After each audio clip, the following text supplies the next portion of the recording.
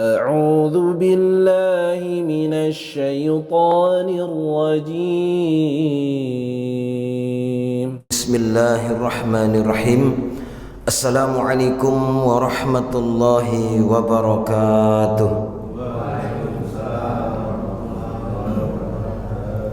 بسم الله ما شاء الله لا يسوق الخير إلى الله. بسم الله ما شاء الله لا يصرف سوء إلى الله. بسم الله ما شاء الله فمن كان بالنعمة فمن الله. بسم الله ما شاء الله لا حول ولا قوة إلا بالله العلي العظيم. الحمد لله رب العالمين.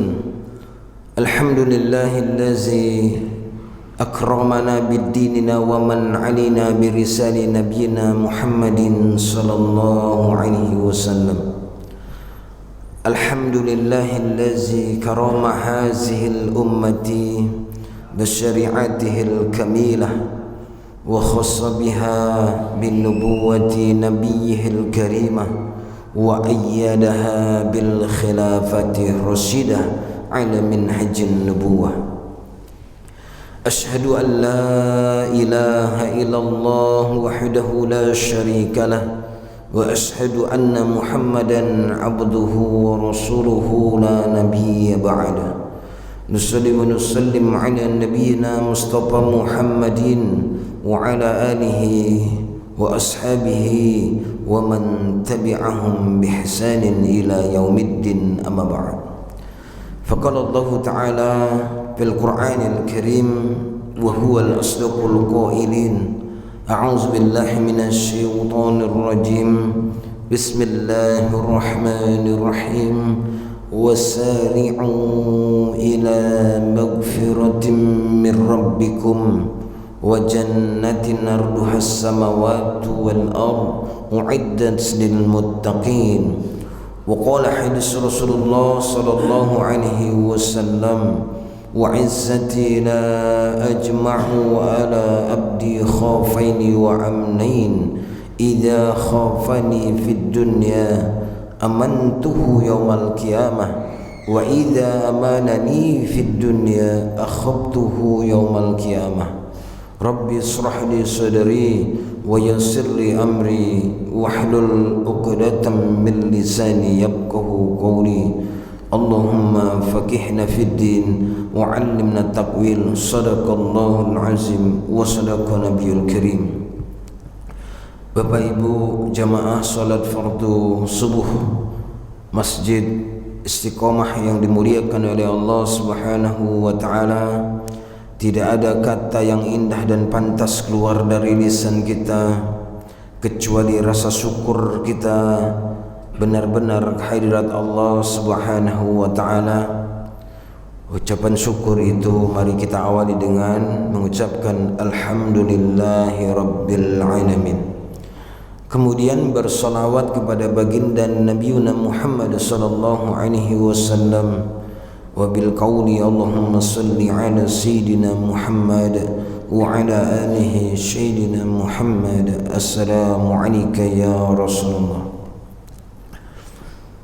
Berangkat dari firman Allah Subhanahu wa taala di dalam Al-Qur'anul Karim di surat An-Nisa ayat 100, Allah Subhanahu wa taala telah memberikan kejelasan khabar yang begitu sempurna kepada seluruh manusia terkait dengan perintah untuk segera meninggalkan kemaksiatan. Di ayat tersebut Allah Subhanahu wa taala menjelaskan dengan gamblang dan terang benderang, A'udzu billahi minasyaitonir rajim. Wa may yuhajir fi sabilillahi yajid fil ardi muragaman katsiran wa sa'ah wa may yakhruj min baitihi muhajiran ila Allahi wa rasulihi thumma yudrikul maut faqad waqa'a ajruhu 'ala Allah wa kana Allahu ghafurur rahim. Kalau kita teliti kita pahami dengan seksama ayat ini, sebenarnya ketika Allah memerintahkan itu harusnya tidak ada rasa kekhawatiran. Kenapa? Ayat ini menjelaskan setelah ada perintah Allah memberikan balasan. Nah, itu Pak. Wa may yuhajir fi sabilillah yajid fil ardi muragaman katsiran wa sa'ah. Barang siapa yang berhijrah di jalan Allah. Karena ayat ini diawali dengan kalimat syartiyah, maknanya man itu man syarti, umum, siapa saja yang dia melakukan hijrah karena Allah Subhanahu wa ta'ala, baru ada jawaban. Asyartu wal jawab, ada syarat, ada jawab. Ketika dipersyaratkan oleh Allah Subhanahu wa ta'ala, lalu siapa saja yang memenuhi syaratnya baru mendapatkan jawaban dari Allah Subhanahu wa ta'ala. Apa jawabannya? Muragaman katsiran wa sa'ah. Ada dua jawaban dari Allah, muragaman wa sa'ah. Apa muragaman? Muragaman itu adalah tempat yang sangat luas. Artinya banyak hari ini ketika diajak untuk hijrah itu merasa seolah-olah hidup itu menjadi sempit, ya kan? Tak punya teman, ya, tak punya tempat tinggal, dimusuhi oleh orang lain dan seterusnya. Banyak hari ini kalau kita mau hijrah, kita mau taat, dibilang so'alim dan seterusnya. Ini jawaban dari Allah Subhanahu wa ta'ala, muragaman, tempat yang sangat luas. Maknanya tentu ini tidak boleh hanya tekstual saja. Namanya luas itu ya apa saja Allah akan memberikan. Kemudian yang kedua, wasa'ah, rizki yang banyak sekali. Ini Allah menjawab keraguan bagi manusia ketika diajak untuk hijrah. Allah memberikan jawaban karena ayat ini diawali dari syarat. Jadi kalau kita pahami ini, justru kita ini segera untuk hijrah di jalan Allah Subhanahu wa ta'ala. Kenapa kok hijrah itu harus totalitas? Kenapa kok hijrah itu harus segera? Karena juga Allah memerintahkan di ayat yang lain, di surat Ali Imran ayat 133 yang Al-Fikir bacakan di muqaddimah jadi itu, wasari'u ila magfiratin min rabbikum. Allah perintahkan bersegera untuk meraih ampunan Allah Subhanahu wa ta'ala. Perhatikan ayat ini, wasari'u ila magfiratin min rabbikum. Bersegeralah kalian untuk meraih ampunanku. Wa jannatin arduhas samawati wal ard. Kata Allah, aku sudah menyiapkan, sudah menyediakan, sudah aku ciptakan sorga, dan sorga itu seluas langit dan bumi. Kita bayangin seluas langit dan bumi, tak terbayang. Nggak bisa kita jangkau dengan akal kita yang terbatas bagaimana luasnya sorga, seluas langit dan bumi. Langit pertama saja dengan teknologi yang paling canggih hari ini itu tidak bisa dilihat, tidak bisa dideteksi berapa luasnya. Itu langit pertama. Masa kita nggak tertarik, ya? Kemudian lalu surga itu untuk siapa? Untuk apa? Maka Allah tegaskan uiddat lil muttaqin. Surga itu hanya aku peruntukkan untuk hamba-hambaku yang bertakwa. Jadi Pak, Bu, bisa ditegaskan, bisa dipahami di sini bahwa syarat surga Allah itu hanya bisa ditempuh dengan jalan ketakwaan. Maka sesungguhnya hakikat hijrah itu adalah untuk menuju jalan ketakwaan. Nggak bisa hijrah itu parsial.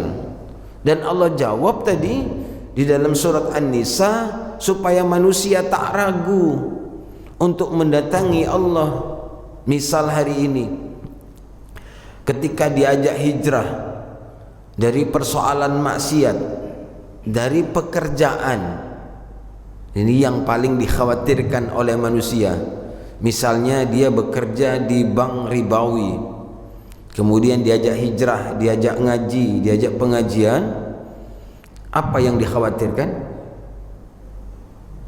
Kalau dia tinggalkan pekerjaan itu, lalu nanti mau makan apa? Betul kan Pak? Nanti untuk mencukupi kebutuhan keluarganya apa? Ini kekhawatiran manusia. Kenapa dia khawatir? Karena dia tak membaca Al-Quran, enggak dia pahami Al-Quran tadi itu. Padahal kalau dia baca, dia pahami, dia segera dia tinggalkan, dia enggak khawatir karena sudah dijawab oleh Allah Subhanahu wa taala, wasa'ah. Allah akan memberikan rizki yang banyak sekali. Makna rizki itu juga luas, bukan hanya perkara materi, tapi rizki yang banyak itu tadi keimanan dan ketakwaan. Karena keimanan dan ketakwaan itu tidak bisa ditukar dengan materi. Gitu. Nah inilah sebenarnya yang harus manusia itu bergegas, harus gembira, karena yang menjanjikan itu Allah Subhanahu wa ta'ala, bukan manusia. Kalau janji manusia itu banyak ingkar, meleset, betul Bu? Pak, apalagi janji pas kampanye, betul? Nah itu pokoknya kalau pas kampanye itu kaulah bulan, kaulah bintang pokoknya. Masyarakat ini supaya memilihnya. Setelah milih BBM naik. Ada yang bahagia kenaikan BBM Bu?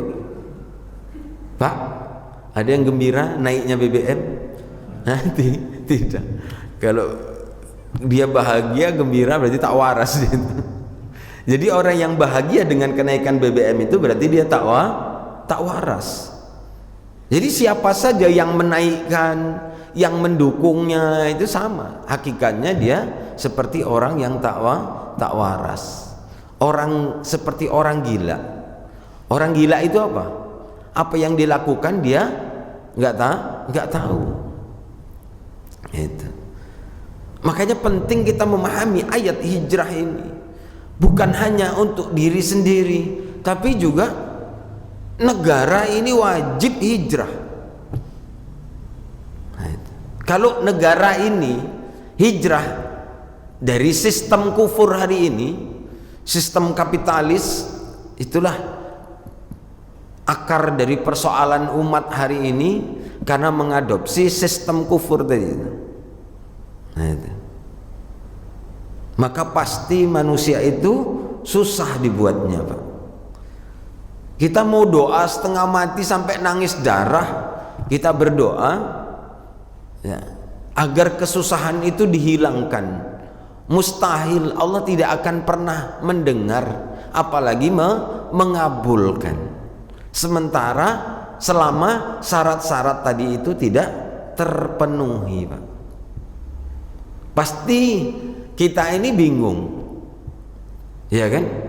Kan di Indonesia ini banyak sekali ulama-ulama, banyak sekali dai-dai, banyak sekali ustadz-ustadz, banyak sekali buya, kiai dan seterusnya. Dilihat banyak sekali pondok-pondok pesantren. Kita menganggap bahwa mereka itu adalah alim. Kalau mereka berdoa, masa enggak diterima oleh Allah? Tapi faktanya tidak. Kenapa? Dosalah sesungguhnya yang menghalangi itu. Para ulama menjelaskan innaz zunuba tamna'un nura ala qulubikum. Sesungguhnya dosa itu menghalangi cahaya nur masuk ke dalam diri kalian. Bisa dipahami, Bu? Dosa itu menghalangi cahaya Allah masuk ke dalam diri kita. Kalau ada dosa, tak ada cahaya. Kalau doa itu diangkat atau tidak? Ketemu jawabannya hari ini. Tak semuanya, apalagi yang nyaman. Dalam satu sisi tapi mengeluh terus menerus. Nah itu. Ini penting kita memahami kerangka berpikir yang benar, kerangka berpikir Islam. Maka Allah perintahkan bersegera untuk menuju di jalan Allah, meninggalkan apa saja yang bentuk yang dilarang oleh Allah Subhanahu wa taala. Hari ini kita hanya memahami Islam itu secara parsial. Jadi kerusakan negeri ini kita nggak tahu sebabnya itu apa. Kenapa kok ujian, musibah silih berganti, nggak pernah, seolah-olah nggak pernah habis, nggak ada habis-habisnya, betul? Belum selesai kita ini mengalami pandemi, diuji dengan pandemi COVID-19, ya? Runtuh perekonomian dunia, betul? Terseok-seok, termasuk di negeri kita, iya kan? Baru mau nafas, dihantam lagi dengan kenaikan BBM. Supaya apa? Supaya tak bisa nafas gitu. Apa persoalannya? Sebenarnya ayat tadi itu mengajak hijrah itu bukan hanya persoalan individu. Ini persoalan kolektif. Kalau individunya aja hijrah, tetapi sistem dalam kenegaraan ini enggak hijrah, podo wae. Sami mawon. Nah itu sama aja. Karena kita hidup di dalam sebuah negara, ada institusi yang mengaturnya di situ. Kalau negara misalnya menciptakan sebuah kemaksiatan, apa yang bisa dilakukan oleh umat? Itulah bentuk-bentuk menghalangi tadi itu. Maka itu pentingnya kita ini bersegera untuk hijrah. Lalu bagaimana proses hijrah yang benar? Supaya kita ini diakui hijrah. Perhatikan lanjutan ayat tadi itu, wa may yakhruj min baitihi muhajiran ilallahi wa rasulih thumma yudrikul maut. Wa may yakhruj min baitihi, barang siapa yang keluar dari rumahnya dalam rangka untuk benar-benar hijrah, tentu hijrahnya di jalan Allah, thumma yudrikul maut, kemudian kematian menimpanya, ya kan? Baru keluar rumah untuk hijrah, ya, kemudian kematian itu dah datang. Dijawab oleh Allah, tak usah khawatir, faqad waqa'a azruhu 'ala Allah. Sungguh, kata Allah, kalian akan mendapatkan pahala yang sempurna, Pak.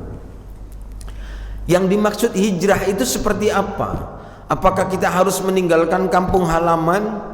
Banyak orang yang gagal paham hari ini. Ada beberapa bulan yang lalu Al-Fakir ngisi keluar kota, di daerah Kampar kiri atau Kampar kanan itu. Nah, itu ketika pengurusnya memberikan sambutan karena itu peristiwa Muharram, dia katakan hijrah, dia jelaskan hijrah itu apa? Orang yang keluar dari kampung untuk mencari pekerjaan. Ini kan ngawur. ya kan? Kok nggak malu ngomong gitu? Ada ustadz yang diundang, apa dikirain ustadz tuh nggak paham atau bagaimana? Nah itu banyak orang yang tak punya malu hari ini, nggak punya keilmuan tapi dia ngomong. Akhirnya apa? Inilah tatanan jadi rusak hari ini, karena suara-suara yang batil, perkataan-perkataan batil itu yang mendominasi hari ini. Yang batil itu dianggap dia benar. Kenapa? Karena umat Islam banyak yang berdiam diri. Nah itu, jadi tak usah khawatir. Faqad waqa'a ajruhu 'ala Allah. Allah akan memberikan pahala yang sempurna. Yang dimaksud hijrah itu bukan kita meninggalkan kampung halaman karena di kampung kita ini susah, lalu kita pergi ke negeri orang, kita bekerja. Bukan itu maksudnya. Hijrah di jalan Allah, lalu prosesnya seperti apa? Lihat kalau di dalam tafsir itu Imam Ibnu Katsir menjelaskan, memerintahkan seseorang tadi itu untuk mendatangi seorang guru. Maka hijrah itu prosesnya adalah belajar, keluar dari rumah, mencari pembimbing, mencari majelis ilmu. Tapi bukan hanya sekedar majelis ilmu, benar-benar majelis ilmu, di mana majelis tadi itu gurunya benar-benar peduli kepada kita, benar-benar guru tadi mementori kita. Itu yang dikatakan baru hijrah, prosesnya. Jadi kalau prosesnya itu tidak benar, maka tidak dianggap hijrah. Nah itu.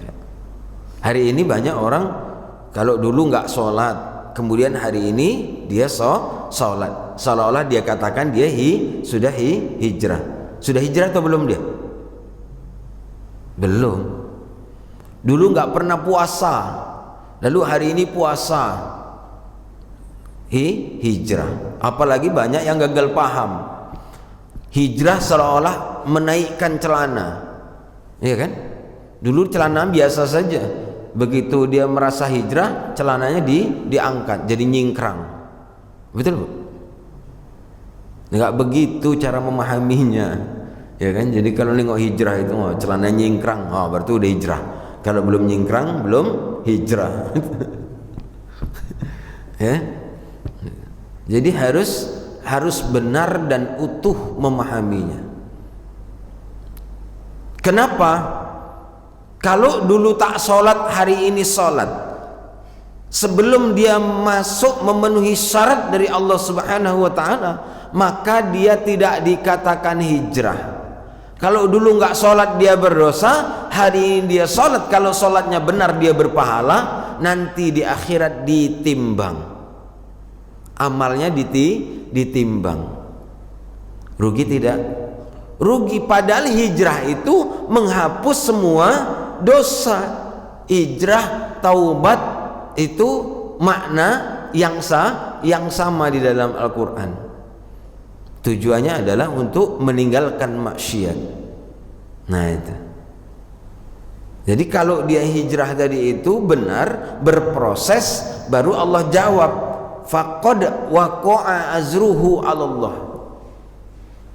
Dan Allah tegaskan, wa kana Allahu ghafurur rahim. Dan Allah itu maha pengampun. Jadi syaratnya harus terpenuhi. Kalau tidak, maka dia hanya dicatat sebagai amal saja, tapi yang dosa itu tidak dihapus oleh Allah. Di dalam hadis Rasulullah dijelaskan, man ahsana fil islami lam yu'khaza bima amila fil jahiliyah. Nah itu, perhatikan hadis ini. Barang siapa orang yang ahsan, berbuat baik di dalam Islam, dulu dia bermaksiat, setelah hijrah dia betul-betul ahsan. Baik itu apa? Berarti dia tunduk, taat, totalitas kepada Allah. Dia benar-benar menghamba totalitas kepada Allah, maka diampunilah semua dosa-dosanya dari masa jahiliyah. Ini terkait dengan hijrah. Seluruh dosa-dosa kita itu dihapus oleh Allah Subhanahu wa ta'ala dari masa jahiliyah dulu. kalau hijrahnya benar. Tapi hadis ini nggak berhenti di situ, masih ada lanjutannya. Dilanjutkan oleh Rasulullah, wa man asaa bil islami akhiza wal awal wal akhir.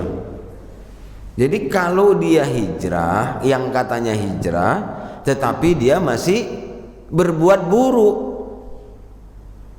maka seluruh perbuatannya nanti akan ditimbang, akan dihisab dari awal sampai akhir, dari dia balik sampai dia mati. Dihisab berarti nanti ditimbang. Kalau ditimbang, Pak, amal kita ini kemana kita perginya, Pak? Ke surga atau ke neraka, Bu? Coba kita muhasabah, kita hitung dari balik sampai hari ini, kita hitung amal kita, lalu kita timbang dengan dosa kita. Mana lebih berat? Berat dosa atau lebih berat pahala? Lebih berat dosa. Kalau lebih berat dosa, berarti dia ke surga atau ke neraka? Ke neraka. Mau masuk neraka, Bu? Pak? Tidak. Berarti kan nggak punya pilihan. Kalau kita nggak mau masuk neraka, nggak ada pilihan lain kecuali kita harus masuk surga. Dan kita tahu, kita punya maklumat bagaimana mengerikan siksaan neraka tadi itu, dan tak mungkin kita ini mampu dan sanggup menjalaninya. Siksaan yang paling ringan itu dalam riwayat dijelaskan, nanti dipakaikan sendal terompa dari api neraka. Begitu kita pijak sendal itu, langsung mendidih otak kita ini. Kebayang nggak panas apinya seperti apa? Nggak kebayang. Kenapa? Karena panasnya api di dunia itu nggak mungkin bisa mendidihkan otak kepala manusia nggak mungkin. Maka kita nggak mungkin bisa membayangkan tadi. Cukup betapa mengerikan, betapa dahsyatnya tadi siksaan Allah. Dan itu tanpa jeda. Kalau hari ini kita ini ngerasakan panas di jalanan, kita bisa berteduh. Besok di akhirat tidak. Maka ayat ini sebenarnya membuat kita ini harus semangat untuk menapaki jalan hijrah. Kalau enggak nanti ditimbang, begitu kata Rasulullah. Wa man asa'a fil islami akhiza wal awalu wal akhir. Dihisab. Kan beda, yang tadi diampuni semua dosa-dosanya, yang kedua tidak.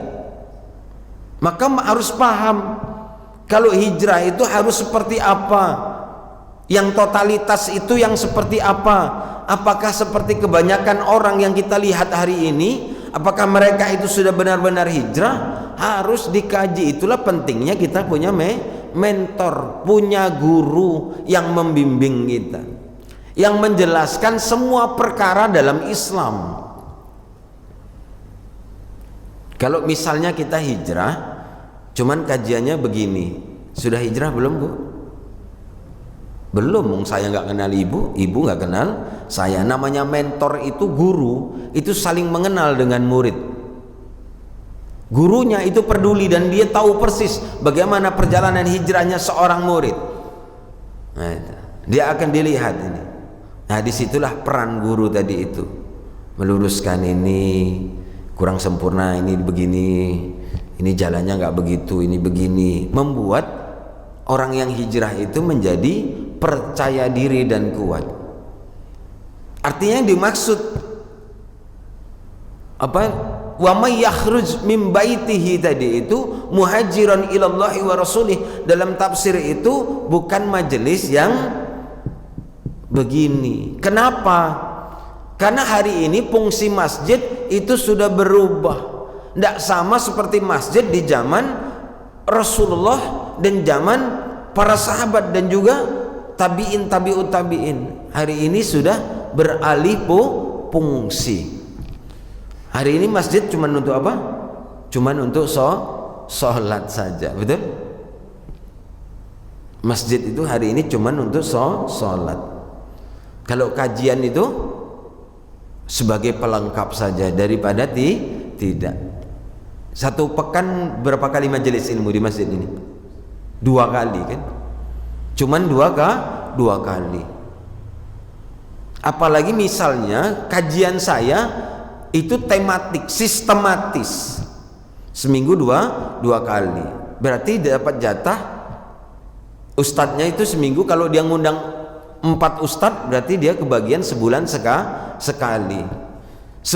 Bulan depan saya tanya ayat ini, hafal nggak? Paham nggak? Lupa. Ya kan Pak? Berarti dia tidak mewakili majelis ilmu yang dimaksud oleh Allah dan Rasul. Beda dulu. Dulu masjid itu memang untuk seluruh, untuk mendiskusikan persoalan umat. Rasul itu membahas apa saja di masjid, membahas perkara-perkara syariat individu sampai perkara syariat negara itu dibahas di masjid. Majelis-majelis ilmu itu hidup. Setiap saat ada majelis-majelis ilmu. Tinggal kita mau milih kajian apa. Nah, itu. Hari ini justru berubah. Dulu setiap waktu, subuh kajian, zuhur kajian, asar kajian, maghrib kajian, setelah itu isya kajian, dibimbing oleh para ulama. Dan itu setiap hari, sudah setiap waktu, setiap hari lagi. Makanya Islam itu jaya, bangkit. Begitu luasnya majelis itu. Hari ini gimana mau bangkit Islam, ya kan? Cuman sebagai pelepas tanya. Nah itu Pak, maka hati-hati yang menjadi pengurus masjid, besok akan dimintai pertanggungjawaban di hadapan Allah. Hati-hati. Sebenarnya pengurus masjid itu paling gampang cari pahala, ya kan? Kalau dia buat majelis ilmu, ya kan, dia semakin banyak pahalanya. Semakin banyak majelis ilmu, semakin banyak pahala bagi pengurusnya. Disitulah pahala pengurus masjid. Jangan ditumpuk-tumpuk infaknya, infak jamaah seperti di masjid saya itu. Ya kan? Berapa kali kita bilang infaknya ratusan juta. Bayangin, itu ngapa kok ditumpuk-tumpuk? Apa nggak takut besok ditanya di akhirat? Itu uang umat harus kembali kepada umat. Digunakan apa? Untuk seluruh kegiatan umat, termasuk majelis ilmu. Nggak usah khawatir, ini rumah Allah. Yang akan mendatangkan rezeki itu Allah. Kita cuma untuk ngurusi, nggak nyari. Nah gitu Pak, ya kan? Biasanya kajian-kajian, misalnya seperti saya kan punya majelis ilmu yang ngajinya itu lama, 2 jam. Sudah berapa kali kita pakai masjid itu sulit masjid. Kami kalau habis isya itu Pak Ustadz, kami sibuk aktivitas, harus kunci, nanti siapa yang jaga dan seterusnya kan. Bayangin. Akhirnya apa? Kajian-kajian yang dimaksud tadi itu, akhirnya apa? Rumah ke rumah, pinjam sana pinjam sini, cari tempat sana, cari tempat sini, padahal masjid ada. Bayangin Bu. Coba tanya Rian, ngajinya di mana Yan? Di rumah atau di masjid ya? Di rumah, bayangin. Padahal sebelahnya masjid. Yang ngaji itu begitu. Kita ini terbiasa ngaji itu sampingan, iya kan? Ngaji itu sampingan. Kalau kita ngaji, diajak ngaji itu apa jawaban pertama? Nantilah Ustadz, saya cari waktu mana yang kosong. Betul tidak? Kalau kita diajak mengkaji Islam, ayo kita ngaji, pasti dia akan pilih waktu yang kosong, yang tidak mengganggu aktivitas dunia. Maka dia tak masuk ke dalam syarat ini. Kenapa? Mengkaji Islam itu harus benar-benar mewakafkan waktu terbaik, waktu yang kita cintai, bukan sisa-sisa waktu. Kalau sisa-sisa waktu, itulah kita ngaji bertahun-tahun tapi nggak Paham. Karena tidak terhitung wakaf waktu. Nah, begitulah kondisi hari ini. Jadi menjawab tentang hijrah itu harus segera. Nggak cukup kalau kajian hari ini cuman, apalagi tadi itu kan, datang Ustadz A menjelaskan ini dilarang, besok datang gantian Ustadz yang B, kata Ustadz B boleh. Lah bingung jamaah, mana yang betul kok? Ya kan? Kenapa? Karena kita nggak punya basic. Akhirnya jamaah bingung. Akhirnya apa? Tersekat sekat. Bukannya bersatu malah berpecah belah. Betul? Nah, itu yang terjadi di tengah masyarakat. Gara-gara kunut, tak teguran. Kenapa nggak sholat di masjid Istiqomah? Imamnya kunut terus. Saya nggak kunut Pak Ustaz. Cari masjid saya yang tak kunut. Yang kunut begitu juga. Kenapa nggak sholat di masjid itu? Aku mau kunut, tapi imamnya tak kunut. Nah, itu yang nggak paham. Itu hasil doktrinan. Mengkaji hasil doktrinan itu begitu. Pokoknya. Nah itu Pak. Akhirnya memecah belah persatuan umat. Persoalan khilafiyah hari ini dijadikan persoalan usuliyah. Persoalan cabang dijadikan persoalan pokok. Persoalan pokok hari ini nggak dianggap menjadi persoalan. Ini kalau kita kaji, kita dalami, itu memang membahas seluruh kehidupan manusia tentang hijrah, termasuk dalam sistem kehidupan. Nggak akan bisa lari ketika menjelaskan ayat hijrah ini, pasti akan lari ke sana. Nah itu Pak. Karena hari ini ada juga yang alergi, dia ini nggak bahagia, nggak nyaman, diajak bahagia nggak mau. Bisa nggak kita mendapatkan kebahagiaan itu tanpa ketaatan? Nggak mau taat tapi bahagia, bisa nggak? Mustahilun. Syarat kebahagiaan cuman satu, takwa. Nah, itu Pak. Takwa itulah menjawab semuanya. Kalau kita ingin bahagia, jalannya ketakwaan. Ya kan, ingin bahagia di dunia, jalan ketakwaan. Ingin selamat di dunia, ketakwaan. Apalagi bahagia dan selamat di akhirat. Jadi hijrah itu pasti output tujuannya itu adalah ketakwaan totalitas kepada Allah Subhanahu wa ta'ala. Sebelum kita tutup, salah satu makna takwa kata Imam Ali radhiyallahu anhu karamahu wajhah, wal amalu bitanjil, mengamalkan seluruh perintah Allah dan meninggalkan larangannya. Di mana kita dapatkan tahu perintah itu? Di Al-Quran. Berarti ketakwaan itu adalah mengamalkan seluruh Al-Quran. Al-Quran itu harus dijadikan pengamalan dalam sendi-sendi kehidupan, baik urusan individu sampai mengurusin dunia ini. Itulah ketakwaan. Kan berat.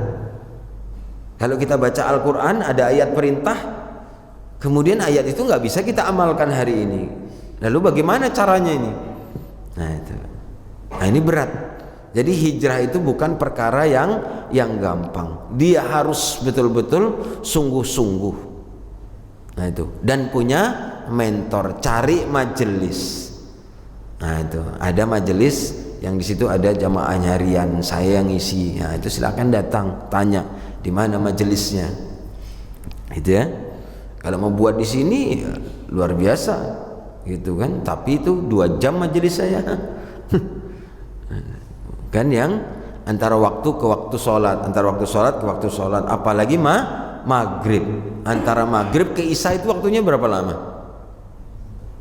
Setengah jam. Potong sana, potong sini, tinggal 20 menit. 20 menit itu membahas apa Islam ini? Gimana mau kita pahami Islam ini dengan waktu cuman 20 menit Pak? Maka nggak cukup.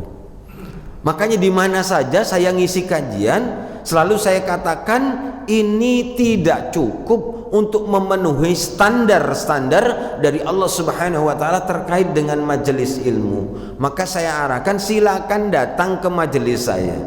Kalau ingin betul-betul paham Islam, insya Allah tidak ada kata doktrin. Kita akan bahas dan kita akan diskusikan segamblang-gamblangnya Islam. Kenapa? Karena agama Islam itu agama yang sesuai fitrah manusia. Mengkaji Islam itu harus sampai memuaskan akal pikiran, menenteramkan jiwa. Itulah hijrah tadi. Baik, Bapak Ibu jamaah yang dimuliakan oleh Allah Subhanahu wa taala, karena waktu syuruk sudah masuk, sebelum kita tutup silakan kalau ada yang mau kita diskusikan, kalau ada yang ingin ditanyakan, tafadhol. Silakan boleh bertanya apa saja, materi tadi boleh atau yang lain. Yang bisa Al-Fakir jawab hari ini, yang tidak bisa insya Allah dijawab dalam pertemuan-pertemuan sebelumnya. Tafadhal, silakan.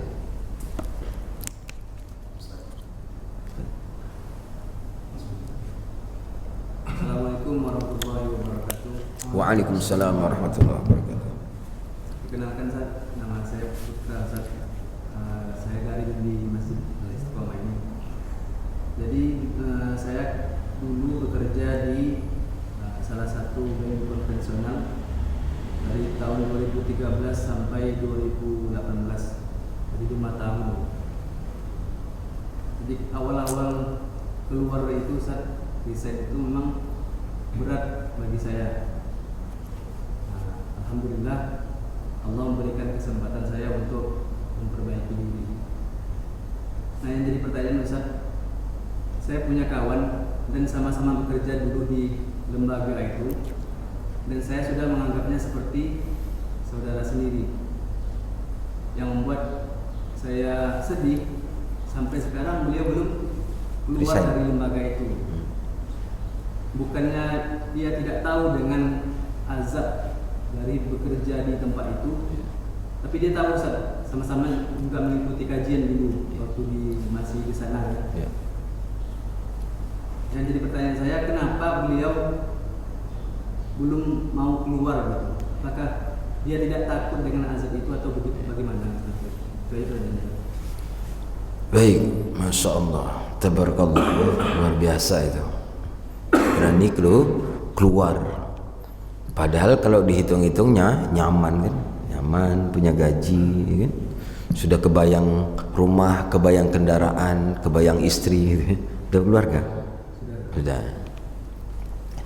Yang pertama itu salah satu pengorbanan, ya, pengorbanan dari kita. Pasti Allah akan ganti sebuah kemuliaan. Jadi jalan maksiat, kemaksiatan yang kita tinggalkan itu pasti akan diganti dengan kemuliaan oleh Allah Subhanahu wa taala. Kalau jalannya benar. Cukupkah hanya meninggalkan itu? Tidak. Maka tadi itu harus cari guru mentor majelis yang membimbing selalu, dan hubungannya itu sampai nanti di hari kiamat. Paham ya? Itu yang pertama, poin pertama. Poin kedua, kenapa orang hari ini sudah tahu? Kan banyak, beberapa tahun terakhir ini banyak sekali ustaz-ustaz yang membahas tentang riba, ya kan? Itu kenapa dia enggak segera keluar, padahal dia tahu itu persoalan iman. Nah itu. Hari ini kan siapa yang tidak tahu hukum wajibnya sholat? Semua muslim pasti dia tahu. Mau dia bisa baca nggak bisa baca Al-Quran, dia tahu kalau sholat itu wajib, dan sanksinya itu juga berat. Pembeda antara muslim dan kafir, kata Rasulullah, sholat. Tapi kenapa dia meninggalkan? Sama kan? Sama tadi itu. Dia sudah jelas ini riba, tidak segera dia tinggalkan. Nah itulah pentingnya dakwah. Kalau kita memahami semua, setiap ketemu teman saling memberikan nasihat, disitulah tadi kita tidak tahu jalan hidayah taufik itu seperti apa. Kita ini hanya menjadi wasilah. Nah gitu kan. Jadi itu kenapa itu memang persoalan iman itu yang paling fundamental. Dia tahu tapi dia tidak segera meninggalkan. Kenapa? Kekhawatirannya lah yang paling besar ketika dia meninggalkan pekerjaan itu. Jadi dosa itu kalah, azab itu, murka Allah itu kalah dengan kekhawatiran dia kalau dia meninggalkan pekerjaan mau makan apa. Nah, itulah butuh sentuhan dakwah sampai dia betul-betul luluh. Kan ngeri kan dosanya kan? Kenapa antum keluar? Karena antum nggak sanggup membayangkan bagaimana siksanya itu mengerikan itu, maka antum keluar. Nah, itu. Tapi harus sempurnakan, itu sudah luar biasa. Sempurnakan, cari majelis yang betul-betul taskib wa takwin, memberikan pembimbingan dan juga pengkaderan terhadap kita. Maka insya Allah majelis-majelis saya itu memang taskib wa takwin, metodenya Rasulullah SAW. Jadi sentuh terus. Jadi kalau jalan dia mendapatkan hidayah itu kita perantaranya, disitulah pahala terbesar kita. Nggak apa-apa, sentuh terus saja. Gitu. Bayangin, padahal harta yang haram, sumbernya haram, maka peruntukannya haram. Al-wasilatu haramun. Jalan yang haram, maka peruntukannya haram. Jadi kalau dia bekerja di tempat yang haram, maka hasilnya itu peruntukannya haram. Dimakan haram, disedekahkan haram, diinfakkan haram, dihajikan haji haram, semuanya haram. Lalu untuk apa dia bekerja situ? Kan semuanya haram. Disuapkan ke anak haram, suapkan istri haram, untuk biaya sekolah haram. Apa untungnya? Tak ada. Pahamkan itu kepada bayang. Sesuatu yang haram, sesuatu dosa masuk ke dalam diri kita. Yaitu tadi, nggak akan ada cahaya nur masuk ke dalam diri kita. Innaz dzunuba tamna'un nura ala qulubikum. Dosa apalagi dosanya banyak. Dia berdosa terus dari pagi sampai sore. Kadang lembur sampai malam, berdosa terus. Sampai rumah berdosa lagi. Ngurusi pekerjaan lagi. Nah itu. Tidak ada untungnya. Mau hebat apa dia sholat dia, mau hebat apa dia qiyamul lail dia, tengah malam, duha dia nggak tinggal, semuanya nggak ada gunanya. Perhatikan Pak Bu, ancaman terberat dari riba itu apa? Di dalam surah Al-Baqarah itu dijelaskan, wa man ada faulaika ashabun nari hum fiha khalidun. Orang yang sudah tahu itu riba kemudian tidak segera meninggalkannya padahal dia mampu, apalagi dia mengulangnya, maka dijawab oleh Allah, dia bisa masuk neraka kekal abadi. Maka saya katakan tadi, walaupun qiyamul lailnya nggak pernah tinggal, tapi mengatakan itu seolah-olah itu remeh.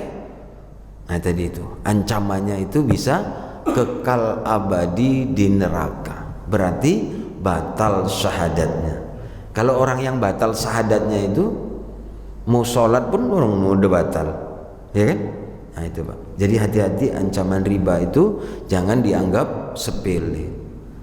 Banyak yang salah paham. Saya ingat Al-Fakir itu roadshow dakwah di daerah Rokan Hilir.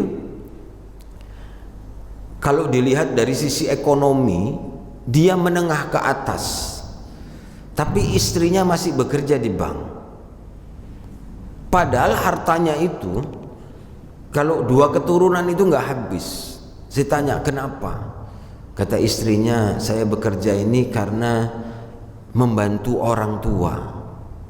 Ini perkara membantu juga harus paham Pak, harus tahu. Membantu itu cara yang benar. Itu bukan membantu, justru semakin mendorong orang tuanya ke neraka. Bayangin. Jadi membantu itu persoalan materi, nggak penting, nggak perlu tahu materi itu dari mana. Yang penting bantu ini juga harus lurus pemahaman kita. Kita curi, kemudian harta itu kita kasih orang tua, membantu nggak itu? Tidak, nggak ada gunanya harta dimakan orang tua. Sama seperti kita ini menyuapkan api neraka ke orang tua. Kalau sayang dengan orang tua bukan begitu caranya. Nah itu, ini cara-cara yang salah harus diluruskan. Membantu perekonomian keluarga, justru itu semakin menjerumuskan keluarga tadi. Itu kisahnya. Jadi jangan pernah kalah dengan kebatilan, tapi jangan juga membuat orang itu semakin nggak nyaman dengan kita, karena dakwah itu tidak begitu. Ya, ya pandai-pandai kita memberikan nasihat. Ya, saya juga mengisi dua komunitas pengusaha. Yang paling rentan riba itu apa? Pengusaha. Udah jelas itu. Seluruh aktivitasnya, karena mereka itu mau sungguh-sungguh, akhirnya mereka selamat, bisnisnya jadi halal. Kalau dia nggak paham, ya itu akan haram semuanya. Dia berangkat haji, dia percaya diri seolah-olah dia dihapus dosanya, nggak diterima hajinya. Dia bantu pesantren, dia bantu masjid, nggak dikasih pahala oleh Allah. Nah ya, itu tadi. Jadi kita harus tahu, jelaskan itu. Semoga tadi itu bisa melembutkan hatinya. Wallahu a'lam. Baik, silakan. Cukup. Oh iya, tafadhol. Iya, Assalamualaikum warahmatullahi wabarakatuh. Waalaikumsalam. Ketua masjid. Masya Allah. Perbuatan yang dilarang Allah, ada orang biasa-biasa saja, ada juga orang yang istilahnya sedih kalau berbuat. Pertanyaan saya, lari ke dosa, apa itu dosa? Karena itu perbuatan yang dilarang. Berdosa, dosa itu apa? Karena ada yang biasa saja, ada yang gembira berbuat, itu kan? Ada yang merasa sedih. Jadi apa itu dosa?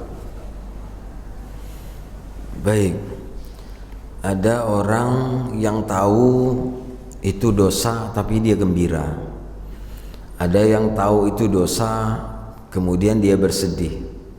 Kita harus dudukkan dulu. Orang yang bergembira karena dosa itu perbuatan yang dalam Allah kan. Perbuatannya bukan dosanya kan, itu dan berbuat dosa. Jadi perbuatan yang menyelisihi dari Allah akan menghasilkan dosa. Dosa itu karena menentang perintah Allah, itu pasti berdosa, Pak. Jadi dosa itu apa? Ya itu dia. Nah, itu yang akan mengantarkan seseorang itu kepada murka Allah, siksa dari Allah. Jadi dosa itu begitu. Setiap yang bertentangan dengan perintah Allah, membangkang, Allah perintahkan ini lalu dia tak kerjakan, dia abaikan, ya dia berdosa. Itulah dosa. Maka dosa tadi itu menghalangi, para ulama menjelaskan innaz dzunuba tamna'un nuru 'ala qulubikum. Dan dosa itulah yang menghalangi cahaya, menghalangi hidayah, nur dari Allah Subhanahu wa taala. Yang pertama, kenapa dia itu tidak rasa khawatir terkait dosa yang dia lakukan?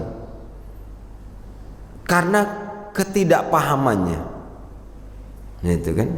Kemudian yang kedua, karena menganggap remeh, seolah-olah dosa itu mudah dihapus. Kemudian yang kedua, ada juga orang yang melakukan dosa, dia sedih, nangis, tetapi dia nggak mampu keluar dari sana. Tetap saja besok diulangi, ya kan? Kan gitu, Pak. Itu fakta kehidupan kita hari ini.